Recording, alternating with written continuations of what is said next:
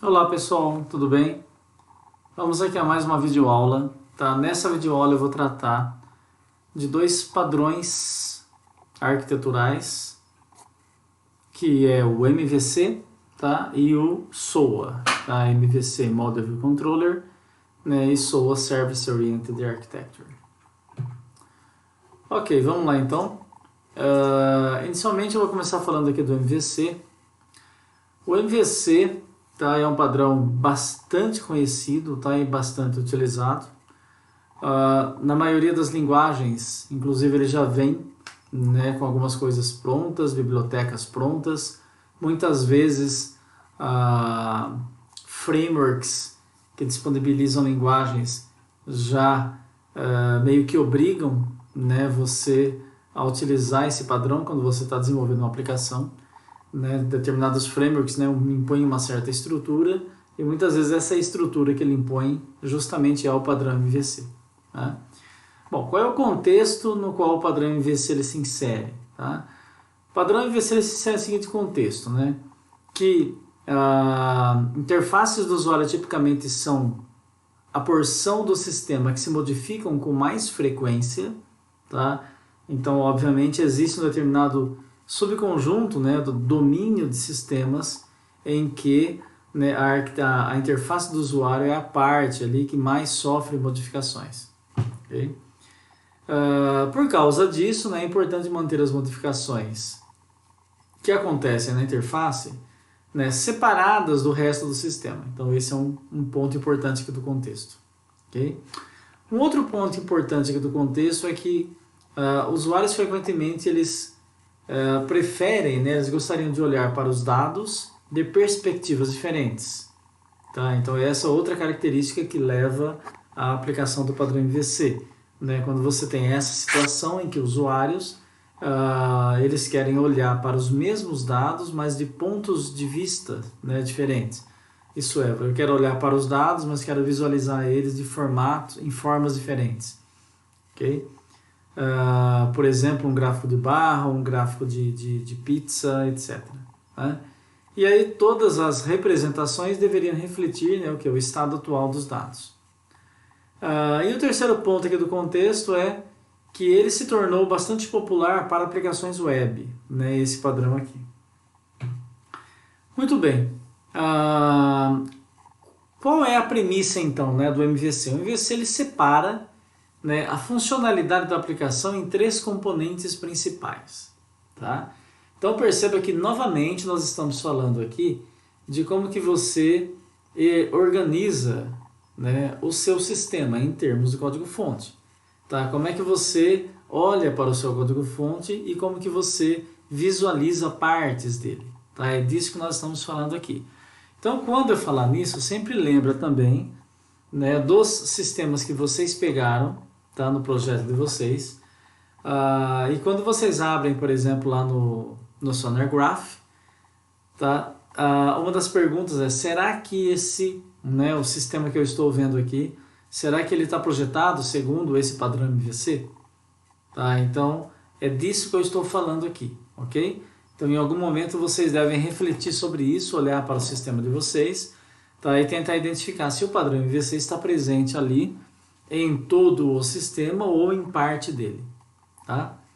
Bom, os três componentes principais, né, que nada mais são do que as abstrações. Tá? Então, as três grandes abstrações do padrão MVC são as seguintes. Uma abstração chamada Model, tá? Que ela deve o quê? Ela deve encapsular os dados da aplicação. Tá? O que são os dados da aplicação? Os dados da aplicação significam o quê? As estruturas de dados que representam os elementos de domínio. Tá? O que são isso? São as classes de domínio. Tá? Então, as classes mais comuns, como cliente, pedido, fornecedor, fatura, nota fiscal, etc. Tá? E também, né, toda a parte de manipulação com o banco de dados. Tá? Então, isso aí representa, né, o modelo do sistema. Ok? Muito bem. Aí temos uma outra abstração que é a View. Tá? A View, o que ela representa? Ela representa uma porção do sistema, né, que nada mais é do que são as interfaces gráficas que interagem com o usuário. Tá?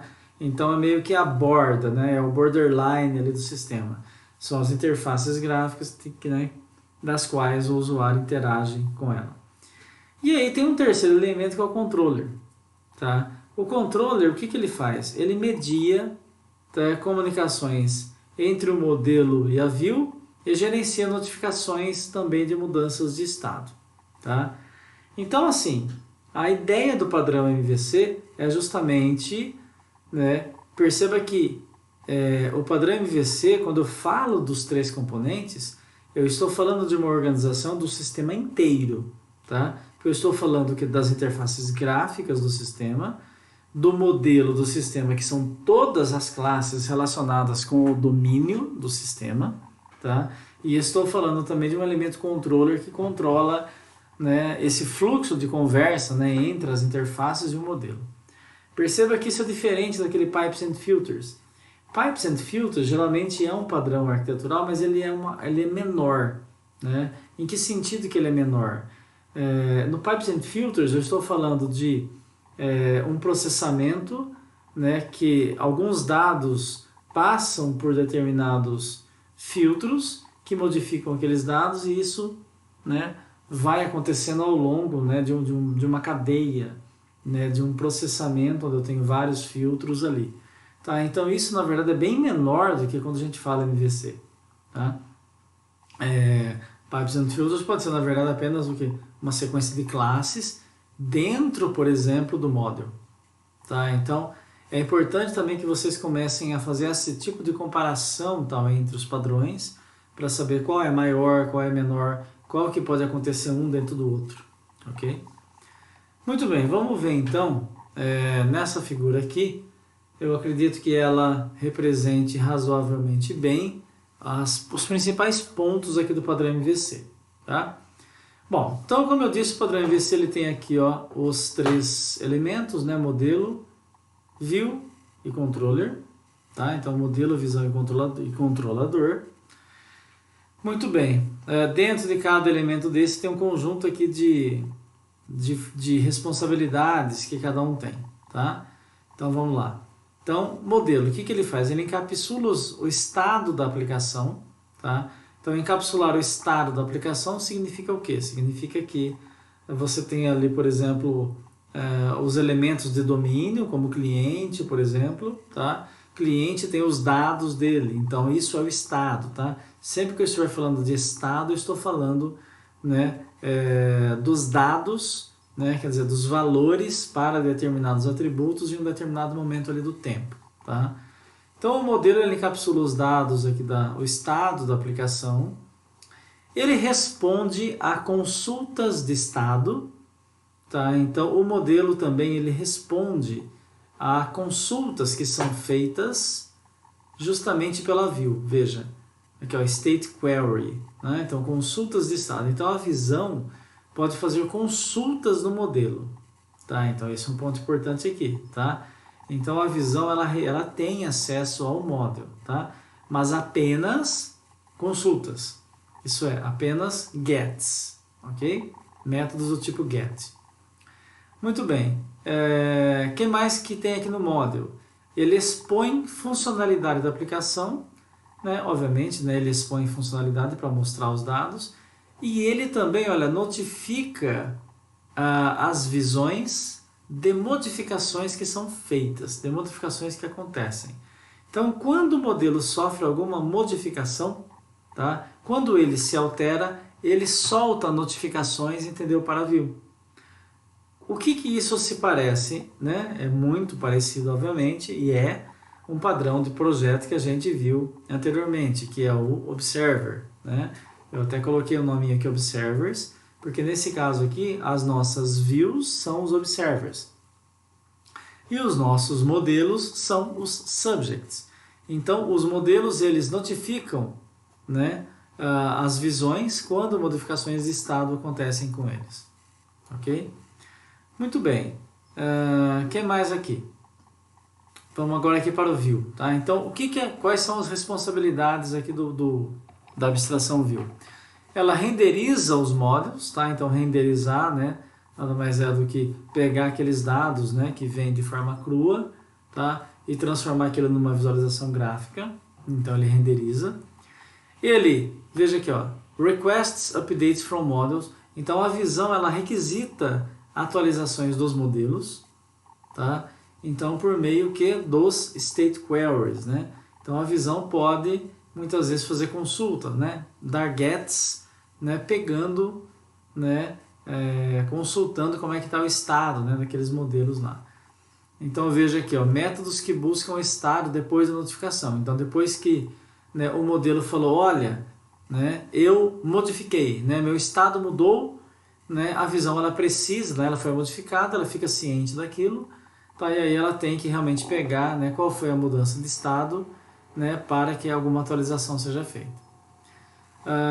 O que a visão faz também? Veja, ela envia user gestures, né, quer dizer, gestos, né, dos usuários para o controller, tá?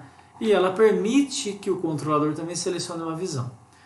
Bom, essa parte aqui, ó, send, né, gestos do usuário para o controller, certo? Perceba que tem também uma seta indicando isso aqui, tá? Isso aqui nada mais é do que o seguinte, as interações que são feitas na interface e que elas vão gerar alguma modificação no modelo, elas não são feitas diretamente para o modelo, tá? Então elas devem passar pelo controller, tá? Então essa é a grande diferença aqui, tá? Chamadas de métodos, tá? E ações que sejam apenas de consulta, tá? Podem ser feitas diretamente da view para o model, mas chamadas de métodos e outras interações que fazem alguma outra coisa além de consultar, precisam passar pelo controller, tá? Então, as operações do tipo set, tá? Então, set, name, set, alguma coisa, tá? Operações que modificam, né, o estado, né, modificam valores, né, de coisas, modificam valores de atributos, tá? Elas devem obrigatoriamente passar pelo controller. Essa é, né, acho que a grande característica aqui do MVC, tá? Então não é que a visão não pode acessar o modelo, a visão pode, mas a visão apenas pode fazer consultas no modelo. A visão não pode fazer alterações no modelo de forma direta, tá? Para fazer alterações deve passar pelo controller. Ok? Muito bem. Então, passando pelo controller, o controle, sim, aí ele define, né, o comportamento da aplicação, porque aí ele, veja, state change, né, ele pode fazer uma mudança de estado, né, isso é, ele pode modificar valores dos atributos, tá? Então aqui são métodos que alteram o estado, né, são sets, tá? View não altera, né, diretamente, tem que passar pelo controller, ok? Aqui tem uma legendinha do lado mostrando que esse tipo de setas são invocações de métodos, né? E o tracejado são eventos, né? No sentido realmente clássico de eventos, né, que a gente viu em aulas anteriores, tá? Então eventos aqui estão relacionados justamente com eventos externos, né? Pressionamento de um botão por um usuário, né? Leitura de um código de barra, né? Por um leitor de código de barra, um sensor que foi ativado, tá? Então sempre que a palavra evento, tá, ela é utilizada, é nesse sentido, ok? Que é o correto de nós entendermos ela, ok? Muito bem. O que mais? Aqui eu tenho só um exemplo, tá mostrando tentando mostrar de forma um pouco mais clara, né, o que está correto, né, da utilização do MVC e o que não está correto, tá? Então, quando é que não está correto? Não está correto quando você tem uma classe que ela é uma classe de interface do usuário, tá? Então você teria uma tela cadastro aqui e dentro dessa classe você já está acessando algum elemento de domínio, como por exemplo aqui é o cliente 1, e você está justamente utilizando um método que não é um método apenas de consulta, tá? Se esse método aqui fosse apenas um get, tá, em que está apenas pegando valores, tudo bem. Mas veja, esse método é um método set, é um método em que eu estou passando um parâmetro e ele vai setar um novo nome para esse cliente 1. Então, neste caso, né, isso está furando MVC, isso não é MVC, ok? Pelo menos o clássico, ok? Muito bem, então qual seria o correto? Seria numa tela de cadastro, né, qualquer método, né, que vise alteração de estado, como por exemplo o método set, nome cliente aqui, tá, é chamado para o controller. Tá? E lá no controller é que ele pode, né, ele tem acesso aos elementos ali de domínio, né, e aí ele pode justamente modificar, né, o estado daqueles objetos ali. Ok? Perceba também se a gente transformar esse padrão MVC em um grafo, né, colocando como vértices, né, as abstrações, né, e como arestas, né, as possibilidades de comunicação, nós temos um formato aqui triangular. Tá? Obviamente nesse grafo nós não estamos qualificando as arestas, né, porque nós sabemos que entre view e model existe comunicação, mas é uma comunicação apenas de consulta, enquanto que entre view e enquanto que comunicações que visam alteração de estado também ocorrem, tá, entre view e model, mas não diretamente, né, devem passar pelo controller, ok? Então esse é o ponto principal. Muito bem, se vocês procurarem na web, vocês vão ver que tem algumas variações para o padrão MVC, tá?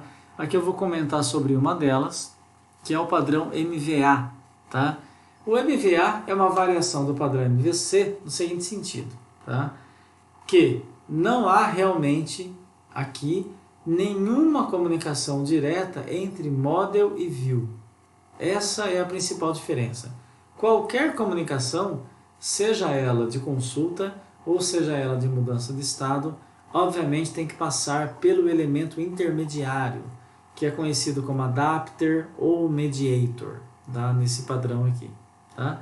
Então isso aqui é uma variação do MVC, é uma variação interessante, bastante usada. Também tem várias linguagens e vários frameworks que já incorporam esse tipo de padrão. Tá? E nesse caso aqui realmente a view se torna bem mais desacoplada do model, né? Porque nem mesmo consultas podem ser feitas. Tudo bem?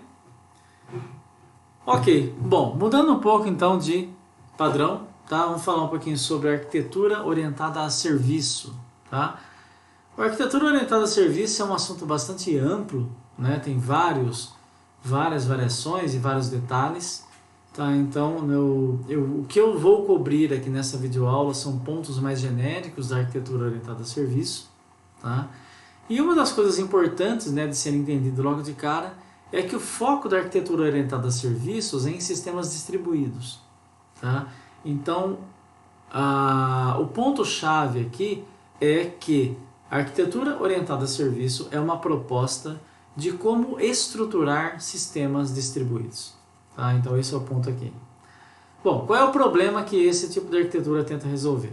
Tá? Então, o problema é colocado como uma pergunta aqui. Ó. Como que nós podemos, né, apoiar a interoperabilidade de componentes distribuídos, tá, que rodam em diferentes plataformas e são escritos até em linguagens de programação diferentes, né, e são fornecidos por organizações diferentes e são distribuídos através da internet. Né? Como é que a gente pode, né, apoiar, né, dar suporte, né, à interoperabilidade desse tipo de componente? Como é que a gente consegue fazer com que componentes, né, que sejam implementados em linguagens distintas, tá, possam, né, se comunicar? Tá? Esse é um ponto realmente muito interessante. Tá? E aí o segundo problema é como que nós podemos localizar, né, serviços, tá, e combinar e até mesmo recombiná-los, né, dinamicamente. Tá?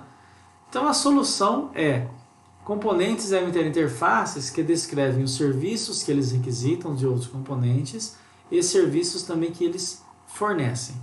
Tá? Outro ponto de solução é ter uma coleção de componentes distribuídos que fornecem, tá, ou consomem serviços. E o terceiro ponto da solução é: serviços têm que ser standalone, quer dizer, eles devem ser individuais, né, eles devem ser devem ser bem encapsulados e eles devem fornecer uma funcionalidade única. Tá? Então essa é a ideia de stand-alone aqui. Tá? Quer dizer, eles são sozinhos, né? Eles fornecem uma funcionalidade inteira, né? Sozinho. Você pode, né, solicitar que ele faça alguma coisa. Então, por exemplo, existem, né, vários serviços que fazem, por exemplo, verificação, né, de CPF válido. Tá? Então é um serviço. Verificação de um CEP que é válido. Né? Você dá um número de CEP, o serviço ele te retorna verdadeiro ou falso, dizendo se aquele CEP é válido ou não. Tá? Então, quando eu falo standalone, é isso que eu quero dizer. Muito bem. Então, serviços que são provedores de serviço e consumidores são, né, implantados independentemente e frequentemente eles pertencem a diferentes sistemas ou até mesmo a diferentes organizações. Muito bem. Então, aplicações que são orientadas a serviço, elas podem usar componentes especializados, né, que atuam como intermediários e fornecem serviços de infraestrutura. Tá? Quais são os componentes especializados que geralmente aparecem quando a gente está falando de SOA? Tá? Então, geralmente aparece um elemento chamado Enterprise Service Bus, um cara chamado Service Registry e um cara chamado servidor de orquestração. Tá? Então, esses são componentes mais especiais, são componentes particulares que aparecem quando a gente está falando de arquitetura orientada a serviço. Tá? Quem são esses caras? Tá? Então, o primeiro aí, que é o ESB, tá? Que ele faz? Ele faz uma mediação, né? Porque a invocação de serviço ela pode ser mediada, né? Justamente por um cara desse, né? Que é chamado de Enterprise Service Bus, é um barramento de serviço. Tá? Que esse barramento ele faz? Ele roteia mensagens, tá, entre consumidores e fornecedores. Tá? Então existe a necessidade, né, desse elemento aí no meio, que é esse barramento, né, para receber mensagens e ele fazer, né, a invocação e a entrega correta das mensagens. Além disso, um barramento desse ele também consegue converter mensagens de um protocolo ou tecnologia para o outro. Tá? Realizar transformações de dados e etc. Okay? Então é um cara muito importante aí na história. O outro elemento é um registro, Service Registry, né? É um registro do serviço, tá? Ou um registrador de serviço. Né? O Registry, o que ele é? Ele é um componente que ele permite que serviços sejam registrados em tempo de execução. Tá? Então, ele é muito similar àquele mecanismo que a gente vê lá no padrão Observer, em que, né, lembra, no padrão Observer, os observadores precisam se inscrever. Né? Eles precisam, na verdade, dizer, olha, eu quero observar determinado subject.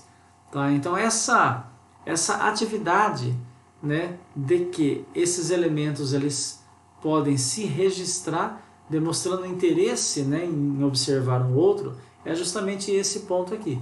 Tá? Então veja, ele é um componente que permite que serviços sejam registrados em tempo de execução. Tá? Isso faz o que? Olha, permite a descoberta de serviços em tempo de execução, o qual aumenta a modificabilidade do sistema, né, escondendo a localização e a identidade do provedor de serviço. O que mais que nós temos aqui também? Temos um servidor aqui de orquestração. Tá? O que esse cara ele faz? Né? Ele orquestra a interação entre vários consumidores de serviço e fornecedores em um sistema que seja do tipo SOA. Tá? Ele executa scripts, né, quando tem a ocorrência de um evento específico. Por exemplo, a compra, né, uma ordem de compra, né, que acabou de chegar. Tá? Então ele faz essa tarefa de orquestrar, né, a interação entre consumidores e fornecedores. Quando a gente fala de conectores, né, aqui na arquitetura orientada a serviço, tá? Quais são os tipos de conectores que a gente vê aqui? Tá? Então a gente vê o protocolo SOAP, né? A gente vê uma outra forma de comunicação que é o REST, tá? E nós vemos também mensagens assíncronas. Tá? O SOAP, o que ele é? Ele é um protocolo padrão, tá, para comunicação na tecnologia de Web Services. Tá? Então, quer dizer, consumidores e fornecedores interagem através da troca de mensagens XML, tipicamente, né, em cima de um HTTP. Tá? O que o SOAP é? Na verdade, todo protocolo é assim, né? Um protocolo ele é um formato, né, para que mensagens possam ser comunicadas. Né? Se não houver um protocolo, não tem como, né, consumidor e fornecedor eles conseguirem conversar. Tá? No caso mais tradicional também, né, embora não tenha colocado aqui, é utilizar o WSDL, que é uma linguagem de descrição de serviços. Né? Então, WSDL significa Web Service Description Language, e por meio dessa linguagem que é você pode, né, ela geralmente é escrita em XML, né, é possível de você descrever serviços e aí de forma independente da linguagem que ele foi implementado.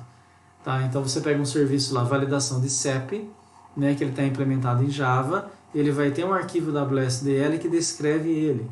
Tá? Descrever ele significa o seguinte: o nome dele é tal, os parâmetros que ele recebe são x e y, né? O provedor dele é esse, o endereço para chamar ele é esse e tal. Então tudo descrito em XML, justamente para ser independente da linguagem, né, que ele foi escrito. Tá? Do outro lado, um consumidor desse serviço consegue então pegar esse arquivo WSDL, né, que está, né, independente de linguagem de programação, ele pega esse arquivo WSDL e aí ele converte isso para a linguagem, né, do consumidor. Né, e ele consegue executar, né, utilizar esse tipo de serviço. REST é um outro tipo de comunicação. O REST apareceu de forma mais recente, né, do que SOAP. SOAP é um pouco mais antigo. No caso do REST, né, que significa Representational State Transfer, né, um consumidor de serviço ele envia requisições do tipo HTTP. Tá? E são os tipos básicos: POST, GET, PUT e DELETE. Tá? E aí, por meio desses quatro comandos HTTP, né, o serviço consegue criar, recuperar, atualizar ou deletar um determinado recurso. Outro tipo de formato de mensagem que aparece, né, nessa arquitetura é mensagens assíncronas. Né? O que são mensagens assíncronas? É do tipo, né, dispare e esqueça. Né? Esse é o tipo de troca de informação que acontece aqui nas mensagens assíncronas. Né? Isso é, participantes eles não têm que aguardar por um EC, né, para, né, um EC de recibo. Né? Isso é, eles não têm que esperar por um reconhecimento, né, um sinal, né, dizendo que recebeu aquela mensagem. Isso porque a infraestrutura ela assume que a mensagem foi entregue com sucesso. Tá? E o conector da mensagem pode ser ponto a ponto ou do tipo publish subscribe. Ok?